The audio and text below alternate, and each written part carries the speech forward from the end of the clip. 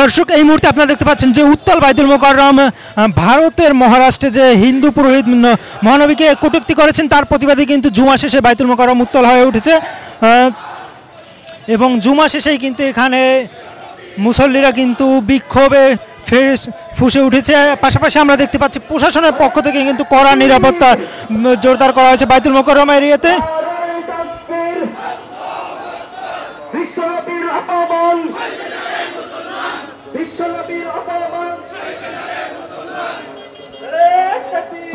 তারা কিন্তু স্লোগানে যে হিন্দু পুরোহিত রামগিরির বিচার দাবি করছেন। এই মুহূর্তে কিন্তু ক্রমান্বয়ে জুমার শেষে মানুষ ক্রমান্বয়ে বের হচ্ছে একের পর এক এবং ক্রমান্বয়ে কিন্তু মিছিলের সংখ্যা কিন্তু মানুষের সংখ্যা কিন্তু বাড়ছে। মিছিল নিয়ে কিন্তু এই মুহূর্তে বাংলাদেশ ইসলামী ছাত্র সমাজ কিন্তু বাইতুল মোকাররমের উত্তর গেট থেকে সড়কের দিকে বের হচ্ছে। অন্যদিকে বৈষম্য বিরোধী কওমি ঐক্য পরিষদ তারা কিন্তু বাইতুল মোকাররমের সামনে বিক্ষোভ চালিয়ে যাচ্ছেন, আপনাদেরকে দেখানোর চেষ্টা করছি।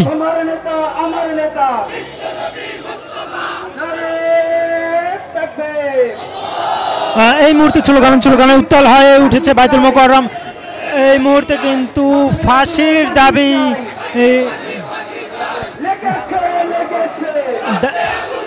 এই মুহূর্তে কটূক্তিকারীর দাবি কিন্তু ফাঁসির দাবি কিন্তু করছে বৈষম্য বিরোধী কওমি ছাত্র ঐক্য পরিষদ।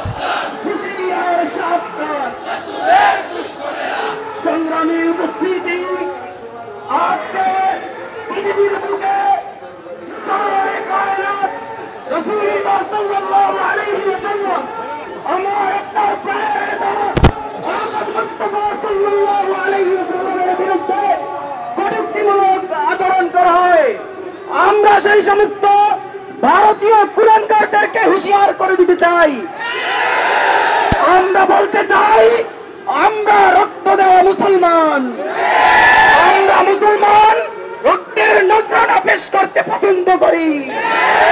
রাসূলের বিরুদ্ধে যদি আর একবারও পুরো বিশ্বে কোন জায়গা থেকে কটূক্তিমূলক আচরণ বের হয়, মুসলমান রক্তের নজরানা পেশ করে সাথে রাসূলকে তার পাওনা বুঝিয়ে ছাড়বে ইনশাআল্লাহ। আমরা এখন আমাদের বৈষম্য বিরোধী কওমি ছাত্র ঐক্য পরিষদের যারা আমরা কর্মসূচি ঘোষণা করেছি, এখান থেকে আমরা মিছিল নিয়ে শান্তিনগরের উদ্দেশ্যে রওনা হব।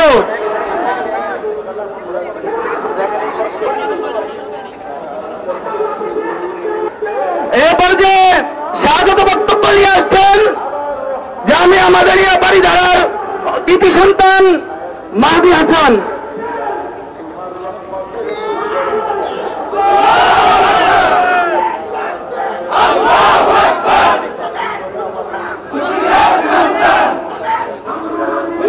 নাহমাদুহু ওয়া নুসাল্লি আলা রাসূলিহিল কারীম।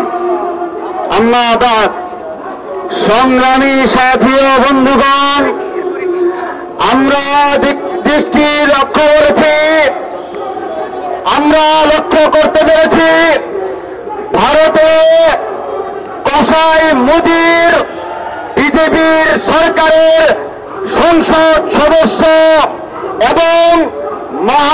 এবং রামগিরি মহারাজ রাসূলুল্লাহ সাল্লাল্লাহু আলাইহি ওয়াসাল্লাম, যিনি আমাদের বিশ্ব মুসলিমের প্রাণ পুরুষ বিশ্বনবী হযরত মুহাম্মদ সাল্লাল্লাহু আলাইহি ওয়াসাল্লাম কে নিয়ে তারা কটূক্তি করেছে।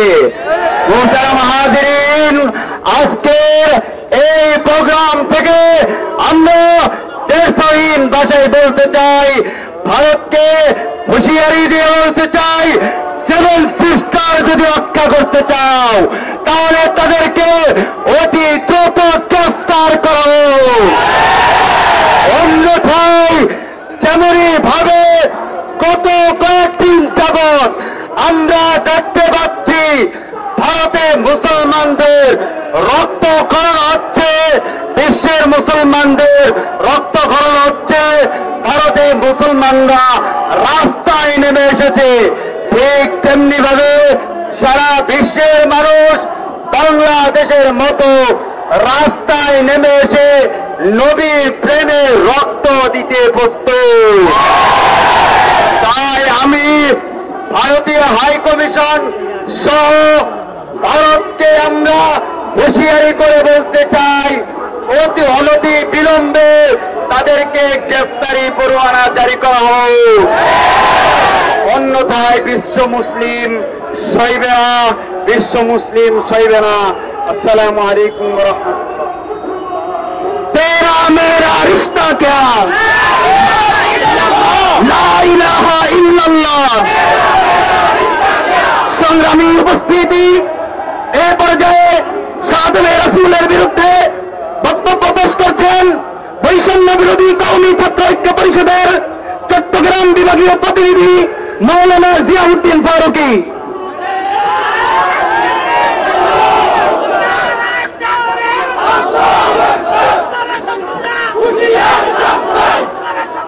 হামিদা ওয়া মুসাল্লিয়া ওয়া মুসাল্লিমা আম্মা বাদ। সম্মানিত উপস্থিতি, আজ বক্তব্য দেওয়ার মতো সময় আমাদের চলে গেছে। যখন ভারতের বোম্বাইয়ের মধ্যে আমার আপনার নবী, কলিজার নবী মুহাম্মদ আরবি সাল্লাল্লাহু আলাইহি ওয়াসাল্লামকে নিয়ে কটূক্তি করা হয়, তখন আমাদের বাইতুল মুকাররমের সামনে দাঁড়িয়ে থাকার সুযোগ নাই।